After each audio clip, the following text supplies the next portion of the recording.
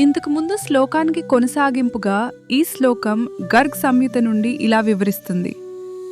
శ్రీ నారద ఉవాచ ఇత్య ఉక్తో భగవాన్ సాక్షాత్ శ్రీకృష్ణో గోకులేశ్వరః ప్రత్యాహ ప్రణతాన్ దేవాన్ మేఘ గంభీరయా గిర. అద్దం: శ్రీ నారదుడు బహుళాశ్వుడికి చెప్పినట్లుగా గోకులానికి అధిపతిగా ఉన్న శ్రీకృష్ణుడు, పరమాత్మ స్వరూపుడైన భగవంతుడు తన ముందున్న దేవతల ప్రార్థనలను వినిపించి వారికి గంభీరమైన మేఘ గర్జనలాంటి స్వరంతో సమాధానమిచ్చాడు. ఆయన మాటలు శక్తివంతంగా, స్పష్టంగా ఉండి అందరికీ ధైర్యం మరియు నమ్మకం కలిగించేలా ఉన్నాయి. సారాంశం: ఈ శ్లోకం మనకు చెప్పేది ఏమిటంటే, భగవంతుడు తన భక్తుల ప్రార్థనలను ఎప్పుడూ వినిపిస్తాడు.